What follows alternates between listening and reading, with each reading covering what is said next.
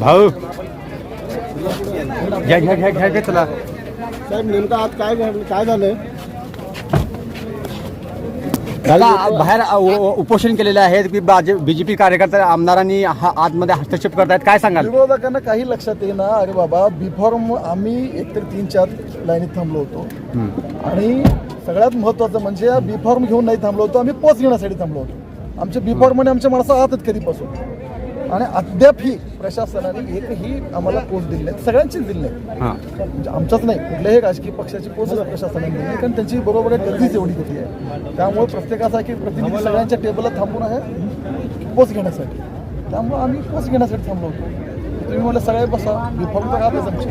त्यांना असं वाटलं की आम्ही बी फॉर्म सबमिट करायला आलेलो, असा गैरसमज झाला आणि त्यांना वाटलं की बहुतेक बी फॉर्म मिळत नाही, आपण बिनविरोध होऊ, निवडणुकीच्या माध्यमातून निवडून येणार नाही याची त्यांना खात्री आहे. असं काहीतरी बिनविरोध होतील, भाजपचे बाद होतील असं त्यांना वाटलं.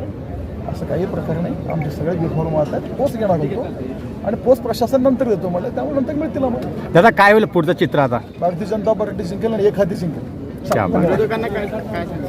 विरोधकांना आता काय सांगा, अशी अपेक्षा करून राहिले बाबा तुम्ही फॉर्म भरू द्या. थोडं